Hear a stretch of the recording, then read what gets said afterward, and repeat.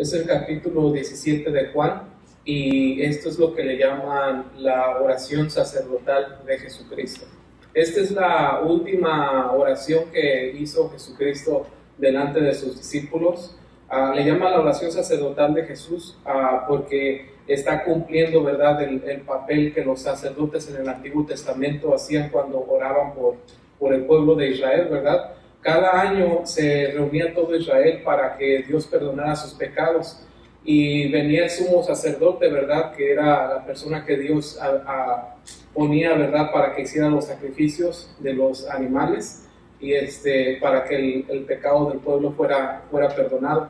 Y lo que hacía el sacerdote, ¿verdad?, no era, el tipo de esta oración era una oración pública y a voz alta, a voz en cuello, ¿verdad?, porque estaba pues delante de todo el pueblo de Israel, ¿verdad? Y esa oración se hacía justamente antes de que el corderito fuera sacrificado o el buey fuera sacrificado o cualquier que fuera el sacrificio, ¿verdad?, ofrecido a Dios. Esto se hacía desde antes y lo que hacía el sacerdote era levantaba sus ojos al cielo y comenzaba a hablar a voz en cuello. A diferencia, ¿verdad?, de otras oraciones que son al revés, que agachamos nuestra cabeza, cerramos nuestros ojos. Esta era una oración muy pública y era dirigida directamente hacia el cielo. Y esta oración consistía en que el sumo sacerdote primeramente pedía perdón por sus pecados de él mismo. El primer sumo sacerdote, ¿verdad?, bajo la ley fue Aarón, el hermano de Moisés. Y primeramente, ¿verdad?, el sacerdote tenía que pedir perdón por sus pecados de él mismo como persona. Después de eso, era por sus hijos de él, que eran los que servían en el templo, ¿verdad? En este entonces era el tabernáculo movible. Y después era pedir perdón por los pecados de todo Israel. Una vez haciendo esta oración, ¿verdad?, comenzaba lo que este día se llamaba el día de expiación.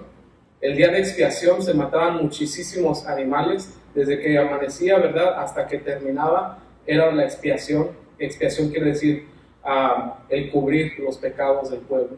¿Por qué era necesario cubrir los pecados del pueblo? ¿Por qué es necesario el derramamiento de sangre para poder cumplir los pecados? Eso es algo que mucha gente, ¿verdad?, en el mundo no entiende, por qué Dios ha requerido el derramamiento de sangre para poder perdonar pecados. Y Él nada más puede decir, ok, te perdono ya.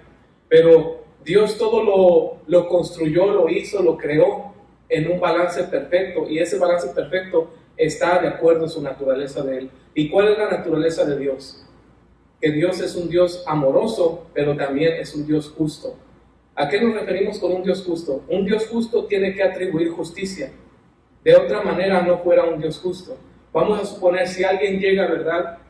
Usted ha vivido toda su vida, ¿verdad? Ha trabajado toda su vida para comprar una casa, digamos.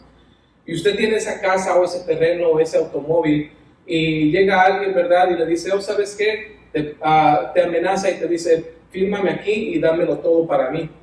Y usted, amenazado de muerte, ¿verdad?, le tiene que firmar y se lleva todo lo que usted hizo en toda su vida, se lo roba en un minuto. ¿Usted le gustaría tener un juez que le hiciera justicia o no?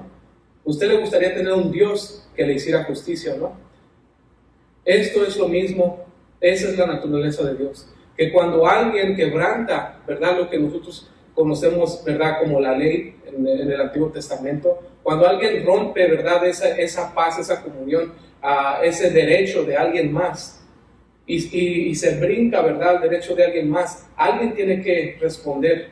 Tiene que haber un juez justo y Dios es justo. Y nosotros pensamos muchas veces en la otra gente que nos hace mal a nosotros. Dios me la va a pagar, Él me la va a pagar, o a través de Dios, lo que sea. Pero cuando nosotros lo hacemos contra otros, no queremos que Dios nos juzgue, no queremos pagar el precio. Pero Dios no es parcial, Él es parejo con todos. Entonces era necesario que el precio del pecado sea justificado.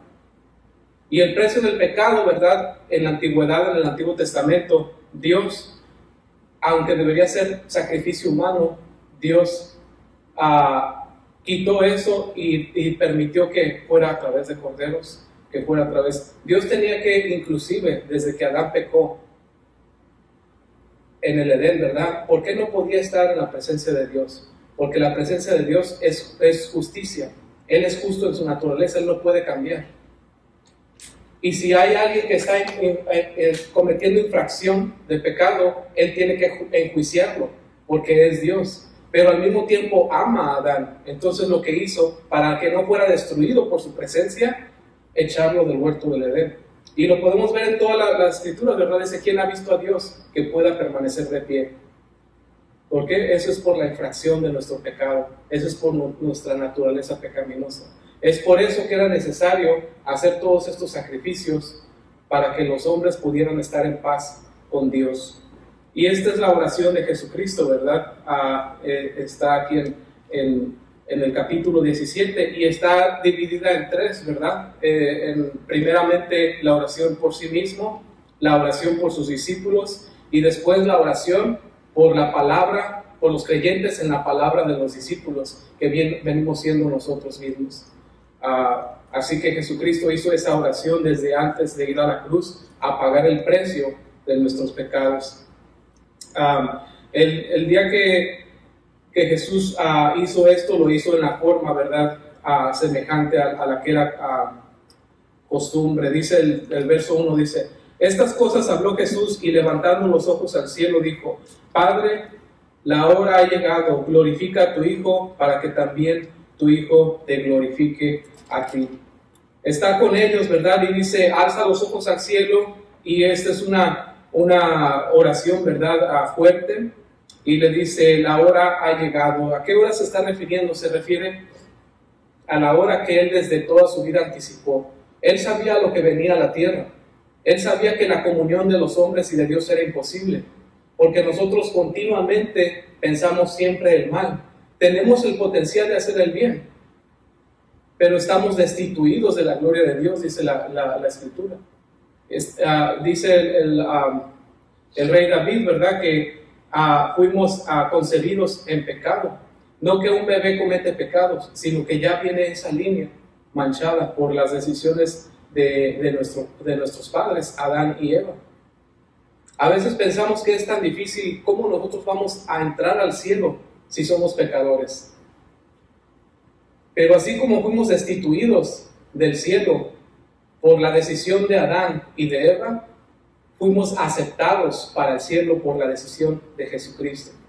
Así como usted no tuvo nada que ver en la decisión de Adán y Eva y no sintió nada ni participó, mas sin embargo nació en un cuerpo de pecado, con tendencia pecaminosa. Y nosotros no sentimos que pusimos ningún trabajo en eso, no sentimos que fuimos participantes, mas sin embargo fuimos condenados y nacimos en un mundo dentro de la condenación. Y no sentimos como que aportamos nada. También somos salvos por la obediencia de Jesucristo, por la decisión de Jesucristo, y tampoco sentimos como que aportamos algo. De igual manera que fuimos destituidos por Adán, fuimos aceptados en Jesucristo, sin necesidad de meter las manos, solamente por creer en Jesucristo. A veces queremos que nos cueste, ¿verdad? A veces decimos, no, pero ¿cómo voy a entrar al cielo si no he hecho nada? Creer en Jesucristo es suficiente. Y así como no sentimos nada para ser pecadores, tampoco sentimos nada para ser aceptados en Jesucristo. Dice el Señor, ¿verdad? Esta hora ha llegado. Él sabe que va a unificar al género humano con Dios mismo, algo que era imposible, porque la naturaleza de Dios es juicio nuevamente, ¿verdad? Es amor y es juicio. Entonces un pecador no puede obviamente estar en la presencia de Dios sin ser destruido. Esa es la naturaleza de Dios. En teología, esa es la teología propia. El conocer la naturaleza de Dios. ¿Quién es nuestro Dios? Es un ser poderoso, es el ser más sabio y es el ser más justo. Él es la justicia y es el amor al mismo tiempo.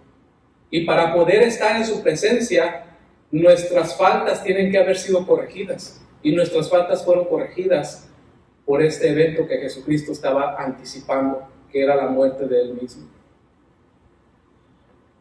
Al decir glorifica a tu Hijo para que también tu Hijo te glorifique a ti, se refiere, ¿verdad?, a la glorificación de Jesucristo y dos eventos que hizo Jesucristo que son muy importantes: su muerte y su resurrección. ¿Por qué es necesaria la muerte de Cristo? Porque, como dice la Escritura, sin derramamiento de sangre no hay remisión de pecados. Era necesario que cayera sobre alguien el peso del pecado de las personas. Y su resurrección, porque su resurrección simboliza que el pago fue aceptable delante de Dios.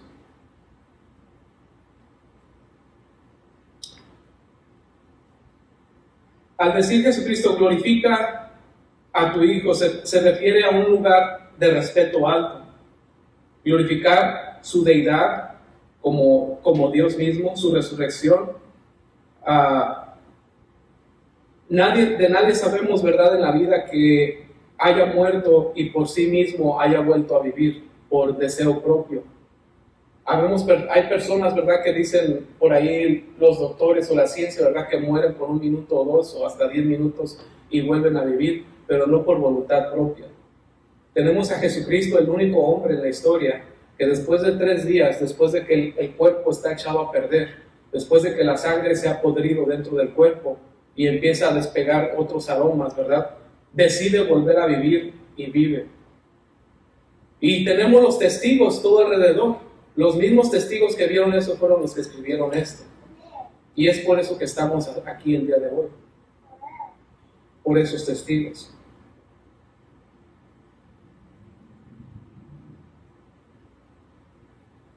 Y dice, para que también Él te glorifique, se refiere al Evangelio, ¿verdad? El Evangelio de Jesucristo, que es que crea la gente en Dios, que crean en Dios.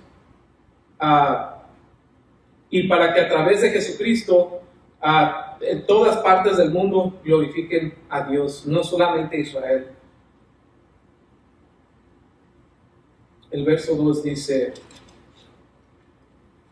como le has dado potestad sobre toda carne para que dé vida eterna a todos los que les diste. Le dice, glorifícalo así como le has dado potestad, refiriéndose a Él mismo, sobre toda carne para que dé vida a todos los que les diste. Le está diciendo al Padre, ¿verdad? Así como yo les doy vida eterna a los que me has dado, así también tú resucítame. Dame esa misma glorificación que los demás. ¿Y por qué dice otra cosa aquí muy importante? Dice, como ya le diste autoridad, potestad es poder, o es autoridad, ¿verdad? Es un tipo de dominio. Dice Jesucristo aquí, ¿verdad? Aún estando en la tierra, dice, tú me diste dominio sobre toda la humanidad. ¿En qué podemos mirar ese dominio de Jesucristo sobre toda la humanidad? Primeramente, como Rey. ¿Por qué? Porque Jesucristo está destinado, ¿verdad?, a que el reino humano, el reino de los seres humanos, sea gobernado por un rey. Y este rey, el rey puesto para esto es Jesucristo mismo. Jesucristo el hombre y Jesucristo Dios. Jesucristo que es Dios 100% y que es hombre 100%. Como dice la Escritura, ¿verdad?, en Zacarías, que leímos la semana pasada o antepasada, que dice, levántate, oh espada, y destruye al pastor de las ovejas. Dice, al hombre que es mi compañero. Hablando Dios mismo. Que Dios mismo tiene un compañero y suele dar que ese compañero es un hombre. Y ese hombre es Jesucristo. Entonces, como rey y como gobierno, tiene autoridad sobre toda carne. ¿De qué otra forma tiene autoridad? Como Salvador. Todos aquellos que Él ha salvado, que Él es su Redentor. ¿Cómo nos salvó? A través de su sangre. En el Calvario, Él se hizo nuestro Señor y nuestro Rey. Es por eso que, ¿verdad?, dice el libro del Apocalipsis que Él va a traer un letrero que dice que Él es el Rey de Reyes y el Señor de Señores. O sea, el más alto de los honores posible. No existe otro honor más superior que el honor de Jesucristo. Dice, ni en los cielos, ni en la tierra, ni debajo de la tierra. De tal manera que los mismos ángeles se postran delante de Él. Porque no hay señorío superior al señorío de Jesucristo. Ni hay reino superior al reino de Jesucristo. Y este es el que está orando por ellos y por nosotros. ¿Y por qué autoridad? por sobre toda carne, como Rey, como Salvador, como Juez y como Dios. Ya dijimos como Rey, como Salvador también. ¿Por qué como Juez? Porque las palabras de Jesucristo no vuelven vacías. Él mismo dijo, mis palabras son espíritu y son vida. Las palabras de Jesucristo tienen el poder de darte vida interna. Es por eso que la palabra es muy importante. Porque podemos ya haber leído la palabra muchas veces, pero de repente la leemos otra vez y nos da otra vez vida. Sus palabras son verdad y son vida, son espíritu, dice. Y se refiere que su palabra no viene vacía. ¿Por qué? Porque dice que ejecuta su propósito. Y ese propósito siempre es el propósito de Dios. El propósito de Dios para tu vida, como dice el libro de Efesios, la voluntad de Dios para tu vida es tu santificación. Pero ¿qué es lo que pasa con las personas que no reciben la palabra? Entonces Él se convierte en juez. ¿Por qué? Porque la palabra que habló es la misma palabra que les va a juzgar en el día postrero a todos los que no son salvos. Es por eso que ahí es Señor sobre los creyentes, sobre los no creyentes, sobre el reinado de la tierra y últimamente como Dios. ¿Por qué como Dios? Porque como persona tenía todos los atributos de una persona y como Dios tenía todos los atributos de Dios y todos los derechos de Dios. ¿Por qué? Porque Él fue a la cruz siendo una persona, ¿verdad?, sin pecado. ¿Y quién hay sin pecado? No existe. Y por otra cosa más, me gusta uno de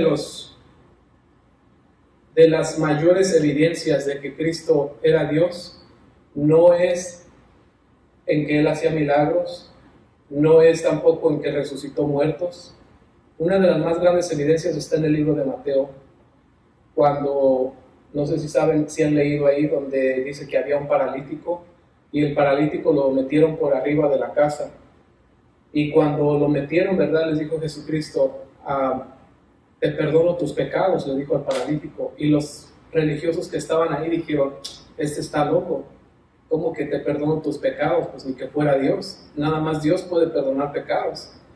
Y si miras en la ley antigua, los profetas no podían perdonar pecados, el sumo sacerdote no podía perdonar pecados, nadie podía perdonar pecados. Todos los sacrificios eran dirigidos a una sola persona, que es Dios.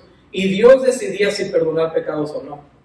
Porque solamente Dios en su sola potestad puede perdonar pecados. Entonces Jesucristo le dice, te perdono los pecados. Y aquellos se enfurecieron porque dijeron, solamente Dios puede perdonar pecados. ¿Quién te has creído? Y Jesucristo les dice, para que sepan que el Hijo del Hombre, porque ese es un término mesiánico, ¿verdad?, de todos los profetas en el Antiguo Testamento, dice, tiene la autoridad y el poder, se le ha dado el poder de perdonar pecados. Le dice el paralítico, a ti te digo, levántate y anda, toma tu lecho y anda. Y el paralítico se levantó y se fue. O sea que comprobó con hechos de que Él tenía el poder de perdonar pecados. Y cuando los sacerdotes que estaban ahí, la gente religiosa, ¿verdad?, le dijeron, tú estás mal. ¿Cómo que vas a perdonar pecados? Nada más Dios puede perdonar los pecados. Jesucristo dice, tienes razón, nada más Dios. Y aquí te voy a enseñar quién soy. Levántate y anda.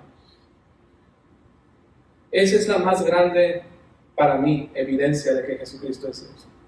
Porque solamente Dios puede perdonar los pecados. Así es de que Jesucristo tiene autoridad, como dice aquí, como le has dado potestad sobre toda carne, como Rey, como Salvador, como Juez y como Dios mismo. Ese es el verso 2. Dice el verso 3. Y esta es la vida eterna, que te conozcan a ti, el único Dios verdadero, y a Jesucristo, a quien has enviado. Dice, le has dado potestad de que dé vida eterna a quien Él quiere, a los que le diste. Y esta es la vida eterna. Dos cosas. Que conozcan a Dios y que conozcan a Jesucristo, a quien has enviado. Es necesario, para ser salvo, conocer estas dos personas. Si la gente afuera ni siquiera cree en Dios, ¿ustedes creen que van a ser salvos? Primeramente. Y si creen en Dios pero no creen en Jesucristo, ¿podrán ser salvos? Es necesario, primeramente, que hay un Dios, Que la gente sepa, esta es la vida eterna, que la gente sepa que hay un Dios. ¿Cómo vamos a predicar nosotros a la gente y decirle que Dios existe? Especialmente en este tiempo donde la gente ridiculiza el cristianismo. ¿Cómo le vamos a hacer? Hay una abrumadora evidencia de diseño inteligente, de que el planeta está hecho con inteligencia, de que tu cuerpo está hecho con inteligencia. Si yo te pregunto, ¿tú crees que este edificio fue hecho con inteligencia o que se puso solito a través de los años? De repente las luces aparecieron ahí y el aire acondicionado cayó del cielo y la carpeta se desenrolló y un arbolito nació aquí y luego se quebró y se volvió púlpito, o que fue un diseño inteligente hecho por alguien. ¿Qué pensarías tú? ¿Qué es más racional? ¿Creer que lo hicieron o que brotó de la nada? Yo creo que es más racional pensar que lo hicieron. De igual manera el planeta, de igual manera el universo, de igual manera tu cuerpo. ¿Por qué es tan difícil para las personas mirar o creer que hay un diseño inteligente? ¿Por qué existen las cosas? ¿Por qué existen? En cierta ocasión alguien me preguntó y me dijo que Dios no existía. ¿Cómo no existe Dios? No, no existe Dios. ¿Ya lo viste? No, no lo he visto. Ok, te voy a hacer una sola pregunta. ¿De dónde salió la materia? Y fue todo lo que necesitó. No tuvo una respuesta. ¿De dónde salió la materia? Porque si no crees en Dios, dame una explicación de dónde salió la materia. Porque la materia no hizo a la materia, por el hecho de que la materia no existía. La naturaleza no hizo a la naturaleza, a Dios Madre Naturaleza. ¿Por qué? Porque la naturaleza no existía. ¿De dónde salió la materia? Para crear la materia se requería ser un ser inmaterial. ¿Por qué inmaterial? Porque si eres inmaterial puedes crear a la materia, pero si estás hecho de materia, entonces alguien te creó a ti mismo. Dios es espíritu, o sea, inmaterial. Ahora podemos saber que no nos hicieron los extraterrestres, no nos hizo una supercomputadora. ¿Por qué? Porque la materia no existía. Era necesario que quien haya creado todas las cosas haya sido una persona inmaterial, una persona fuera del tiempo o no medible del tiempo, y una persona que tuviera voluntad propia. ¿Por qué fuera del tiempo? Si se fija lo que dice en Juan, ¿verdad? Dice, en el principio era el verbo y el verbo era con Dios y el verbo era Dios. Cuando dice Juan, ¿verdad? Ahí, en el principio, ahí empieza el reloj. Empieza el reloj. Pero dice, en el principio era el verbo, ya estaba el verbo antes del principio. Y el verbo era con Dios y el verbo era Dios. ¿Por qué? ¿Qué dice Génesis? En el principio creó Dios los cielos y la tierra. Se fija, Dios ya estaba. Cuando dice principio comienza el reloj. Pero dice, en el principio creó Dios los cielos y la tierra. O sea que Él no es medible. ¿Por qué? Porque el tiempo es la medida del cambio. El tiempo es aplicable solamente a las cosas, las destruye o las cambia. El tiempo es solamente una medida que no es aplicable a Dios. Es necesario que el que creó todas las cosas fuera una persona inmaterial, fuera del tiempo y que tuviera voluntad propia. Porque dicen los científicos, sí, las leyes físicas nos hicieron a todos nosotros. ¿Por qué estoy hablando de esto? Porque estamos hablando de la vida eterna. Porque es necesario que para que la gente se salve, sepa dos cosas. Que Dios existe y que crean en Jesucristo, a quien Él ha enviado. Dicen los físicos y los científicos ahorita que las leyes físicas son las que crearon todas las cosas. Dicen, no, es que la fuerza de la gravedad y los millones de años y los electrones y todas esas temperaturas crearon a lo que está ahorita. ¿Por qué decimos que el que creó todas las cosas tiene que ser inmaterial, fuera del tiempo y tener voluntad propia? Porque les voy a poner a prueba ahorita mismo la fuerza de la gravedad, que es la fuerza más potente en todo el universo. Esta. Se cae mi agua y se vuelve a caer. Y se vuelve a caer. ¿Saben qué? Lo voy a hacer 10 veces para ver si en una de esas se va para allá o vuela para arriba. O hace otra cosa. No hace otra cosa, solamente hace una cosa. ¿Por qué? Porque no es impersonal. ¿Qué quiere decir impersonal? Que no decide por sí mismo. La gravedad siempre hace lo mismo. Es impersonal. No tiene opción. La gravedad y todas las leyes físicas siempre van a hacer lo mismo. No, un día no se va a levantar la gravedad y va a decir, ay, ahora me siento como no trabajar, como hacer algo diferente y crear un planeta. Nunca va a pasar, porque es impersonal. Nunca se va a levantar con ganas de hacer otra cosa porque no tiene opción. Pero Dios tiene opción. Dios está fuera del tiempo, Dios es inmaterial, o sea que ningún material, ninguna computadora lo hizo, ningún alien, ningún extraterrestre. Y Dios es personal. ¿Qué quiere decir? Que tiene opciones. Él quiso tener la opción de hacer la tierra y de hacernos a nosotros. ¿Qué dijo? Sea la luz, y fue la luz. Hagamos al hombre a nuestra imagen y conforme a nuestra semejanza. Ahí está la voluntad propia. Ahí está el poder personal que las leyes físicas no tienen. Esta es la vida eterna, que te conozcan a ti, el único Dios. No hay muchos dioses, no, nada más hay uno.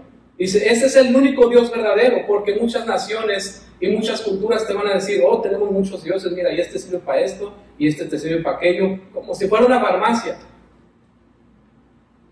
Pero dice la Escritura que te conozcan a ti, al único Dios verdadero, verdadero. No hay más dioses. Y a Jesucristo, a quien tú enviaste. En cierta ocasión estaba hablando con un psiquiatra, ¿verdad? Y estábamos hablando de Dios. Y cuando le dije yo puedo ver lo que tú piensas simplemente al mirar tu consultorio. Lo que tú piensas que es bueno para tus pacientes, simplemente al mirar cómo está diseñado donde yo estoy sentado. Y sé lo que tienes en tu cabeza al mirar los libros que están allá atrás. ¿Y sabes qué me informa? Un diseño de tu persona. ¿Y sabes qué es lo que yo miro? Al mirar las montañas, al mirar los campos, al mirar el cuerpo humano, que hay un diseñador. Y puedo conocer a Dios a través del diseño. El diseño de las estaciones de la tierra, que todo trabaja en sí mismo. Y dice el psiquiatra, dice, yo creo en un poder superior que a lo mejor hizo todas las cosas. Le digo, no es que a lo mejor, es que es la única opción razonable. Porque si decimos que las cosas brotan a existencia de la nada, seríamos irrazonables. Pero si decimos que las cosas fueron creadas por alguien capacitado, eso es más racional.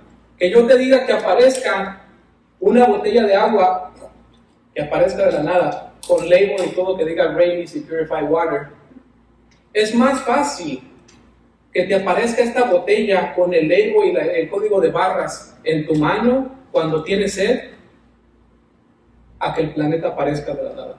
Es muchísimo, muchos millones de formas, mucho más fácil. Es más fácil que cuando tengas necesidad de irte a tu casa te aparezca un Mercedes-Benz nuevecito aquí saliendo de la iglesia a tu nombre ya. Es más fácil que aparezca ese carro a que aparezca el universo de la nada.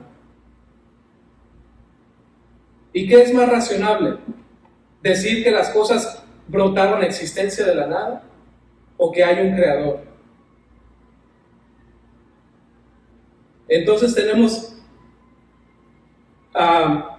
¿verdad? Cuando le dije esto al Señor, dijo, oh, yo creo que hay un poder más que a lo mejor sí diseñó todas las cosas. Después tenemos que darles a entender quién es Jesucristo y por qué es necesario Jesucristo.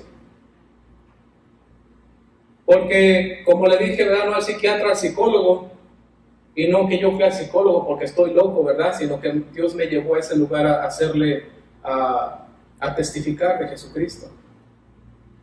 En una ocasión, ¿verdad? Que me estaba sintiendo yo muy mal, porque dije, no tengo ningún título en la tierra. Y me dijo el Señor, espérate poquito, te voy a llevar donde están los de los títulos y me vas a hacer testigo delante de ellos. Y me llevó el Señor. Y no nomás a psicólogos y a psiquiatras, a doctores, a abogados, a muchas personas el Señor me ha llevado, y solo para darle la gloria a Él, no a mí, porque yo no soy nada, como le dije yo a Él, yo no soy nada. Pero Él me quiso llevar ahí. Y le dije al psicólogo, las personas vienen aquí y tienen necesidad, dicen ellos que tienen a Dios, quieren a Dios, ¿tú qué les das? ¿Estás capacitado para darles a Dios? Porque yo quería testificarle a Él, no me importa lo que le dé a las personas, yo estaba considerando su alma y su salvación del psicólogo.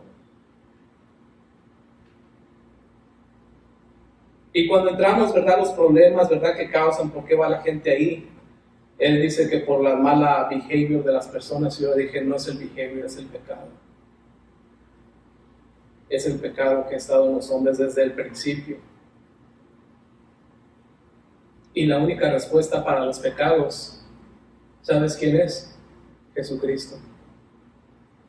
El hombre que vino y pagó, el que restaura a las personas. Le dije, tu terapia es efectiva sobre algunos, pero Jesucristo es también eficaz. Porque ha habido vidas cambiadas en su totalidad solamente por escuchar el Evangelio y nunca volver atrás. Y nunca vuelven atrás. Oh, es buena terapia, pero es la verdad, no es buena terapia. Eso es Jesucristo. Y es necesario que te conozcan a ti, dice el Señor, al único Dios verdadero y a Jesucristo a quien has enviado, y la obra de Jesucristo. Dice el propósito de Jesucristo, no nomás su persona, el trabajo de Jesucristo. La paga del pecado es la muerte. ¿Por qué? Por lo que hablamos, por la justicia de Dios. Dios no puede ser Dios si no es justo. Dios es amor y es justo, por eso tenía que juzgar al pecado en alguien. Y vino nuestro Señor Jesucristo a que nuestro pecado perpetuo, es por eso que era necesario que fuera Dios mismo, un personaje perpetuo, no una persona que moría, porque fuera similar entonces a los animales que cada año tenían que hacer lo mismo. Pero como Jesucristo era un hombre eterno, o sea, Dios mismo, continuamente su sangre iba a interceder por ti, para que pudieras gozar de la completa presencia de Dios. De otra manera nunca hubiéramos podido gozar su presencia. Dice en el cielo, ¿verdad? Están los ángeles, ¿verdad? Los serafines diciéndole, los querubines, perdón, santo, santo, santo. Y no se cansan, ¿verdad? Yo pienso que cada que le dicen santo es algo nuevo que sale de sus corazones, ¿verdad? De sus vidas. No los pusieron a decir eso, ellos prefieren gastar su tiempo haciendo eso. Y como si nosotros hubiéramos hecho algo, ¿verdad? Dice la palabra que nosotros los que creímos se nos van a dar coronas. La corona, ¿verdad? De la vida, de la victoria de Jesucristo. Y usted no se va a sentir más digno cuando esté en el cielo que cuando está ahorita aquí. ¿Se siente indigno de tener la salvación? ¿De que un día va a estar en presencia de Dios y va a ser aceptable delante de la presencia de Dios? No nos vamos a sentir más dignos. Dice la palabra de Dios, ¿verdad? Que al mirar al Cordero de Dios, a Jesucristo pasar por enfrente de nosotros, vamos a ser indignos y vamos a quitarnos las coronas y las vamos a arrojar delante de Él. Porque igual indignos nos vamos a sentir de tan grande salvación, de tan grande majestad, como lo que hablamos, ¿verdad? No hay ningún puesto superior ningún dominio, ningún reino superior al del Rey de Reyes y Señor de Señores, que es el reinado de nuestro Señor Jesucristo. Dice el libro de Isaías en el capítulo 53, este es el trabajo de Jesucristo. Estamos hablando de lo que dijo el Señor, que te conozcan a ti, el único Dios verdadero, y a Jesucristo a quien has enviado. Isaías 53 dice, ¿quién ha creído a nuestro anuncio y sobre quién se ha manifestado el brazo de Jehová? Subirá cual renuevo delante de él y como raíz de tierra seca. Hablando de Jesucristo, dice, no hay parecer en él ni hermosura le veremos, más inatractivo para que le deseemos. Despreciado y desechado entre los hombres, varón de dolores, experimentado en quebranto. Ese es el trabajo de Jesucristo. Y como que escondimos de él el rostro, fue menospreciado y no lo estimamos. Ciertamente llevó él nuestras enfermedades y sufrió nuestros dolores. Esta es una profecía de Jesucristo hecha a cerca de 700 años antes de él. Hablando del Mesías, dice, y nosotros le tuvimos por azotado y por herido de Dios y abatido. Vemos ahí, se refiere no que Dios lo estaba hiriendo, sino que como Dios, la naturaleza de Dios fue, la ley de Moisés está basada en la naturaleza de Dios, que es justicia o que es juicio, ¿verdad? En esa forma se puede decir que fue herido de Dios. Dice, mas él herido fue por nuestras rebeliones, ahí está. Dice, él fue herido por nuestros pecados, molido por nuestros pecados, dice, el castigo de nuestra paz, ¿cuál paz? La paz que vamos a experimentar en la presencia de Dios. Dice, fue sobre él y por su llaga fuimos nosotros curados. Todos nosotros nos descarriamos como ovejas, cada cual se apartó por su camino, mas Jehová cargó en él el pecado de todos nosotros. Angustiado él y afligido no abrió su boca, como cordero fue llevado al matadero, y como oveja delante de sus trasquiladores se enmudeció y no abrió su boca. Por cárcel y por juicio fue quitado, y su generación, ¿quién la contará? Porque fue cortado de la tierra de los vivientes. Ahí está, dice que iba a morir, ¿verdad? Y por la rebelión de mi pueblo fue herido, y se dispuso con los impíos su sepultura, mas con los ricos en su muerte. Ahí se refiere, ¿verdad? El profeta dice con los impíos su sepultura. Recuerdan que Jesucristo fue puesto en medio de dos ladrones o dos impíos.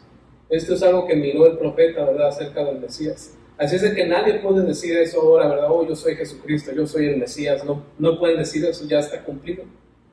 Dice, y con los ricos en su muerte. Recuerdan que Jesucristo fue puesto en una sepultura de José de Arimatea, que era una persona rica, y él fue el que dijo que quería el cuerpo de Jesús para ponerlo ahí. Dice, mas con los ricos fue en su muerte, aunque nunca hizo maldad, ni hubo engaño en su boca. Con todo eso Jehová quiso quebrantarlo, sujetándole a padecimiento. Cuando haya puesto su vida en expiación por el pecado, ahí está la palabra, ¿verdad? Esa es la palabra de expiación judía, ¿verdad? El día de expiación, Yom Kippur, que es cuando Dios, ¿verdad? Juzgaba el pecado de las personas, dice. Cuando haya puesto su vida en expiación por el pecado, verá linaje, vivirá por largos días, y la voluntad de Jehová será en su mano prosperada. Verá el fruto de su aflicción de su alma y quedará satisfecho. Por su conocimiento justificará mi siervo justo a muchos y llevará las iniquidades de ellos. Más claro que el agua aquí no se puede, dice, ¿verdad? Dice, los justificará. ¿De qué nos justificará? De nuestros pecados, dice. Y llevará nuestras iniquidades. Quiere decir que las llevó, ¿verdad? Nuestros pecados los llevó en la cruz. Dice, por tanto yo le daré parte con los grandes, y con los fuertes repartirá despojos, por cuanto derramó su vida hasta la muerte y fue contado con los pecadores, habiendo él llevado el pecado de muchos y orado por los transgresores. Ese es el trabajo de Jesucristo. Cuando alguien le pregunte, ¿verdad? No solamente quién es la persona, sino el trabajo de Jesucristo, Isaías 53 es una muy buena respuesta. Claro que hay más, ¿verdad? Pero eso está muy claro. Continuamos en Juan. Dice el 4, yo te he glorificado en la tierra, he acabado la obra que me diste que hiciese. Antes de terminar con eso, ¿verdad? Esas son las dos cosas de la vida eterna, que conozcan a Dios y que conozcan a Jesucristo. Dice el 5, ahora pues, Padre, glorifícame al lado tuyo con aquella gloria que tuve contigo antes que el mundo fuese. Ahí está hablando nuevamente Jesucristo, ¿verdad? De su preencarnación. Jesucristo no nació cuando nació de bebé, ¿verdad? Esa es lo que le llamamos el encarnamiento de Cristo.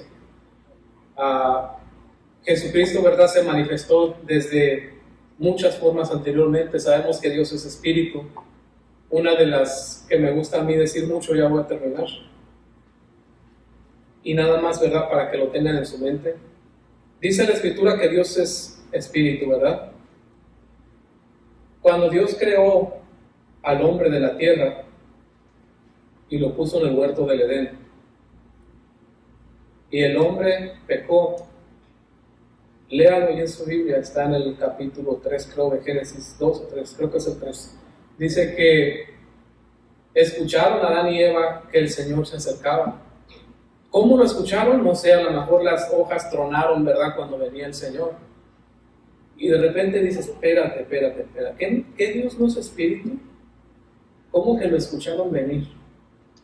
Obviamente está hablando de un personaje de carne y hueso. Ese es Jesucristo. Eso es lo que le llaman en la teología, ¿verdad?, una cristofanía o una teofanía, que es aparecimientos de Dios en carne y hueso antes del nacimiento de Jesucristo en la tierra. Y esto es lo que está diciendo Jesucristo aquí, ¿verdad?, a voz alta, a voz en cuello delante de sus discípulos. Glorifícame con la misma gloria, o sea, con la gloria de Dios que tuve antes de que viniera, antes de que el mundo fuera. No es una gloria nueva la que Jesucristo tiene, es una gloria que Él ya tenía. Por eso dice en el libro de Filipenses que se despojó de sí mismo, dejó el trono, dejó todo lo que era, siendo igual a Dios, se hizo hombre. No es algo nuevo que Él está recibiendo, es el mismo Dios. Es por eso que le dice, glorifícame a ese mismo nivel en el que estuve contigo antes de que hiciéramos a la tierra. Y con esto vamos a orar.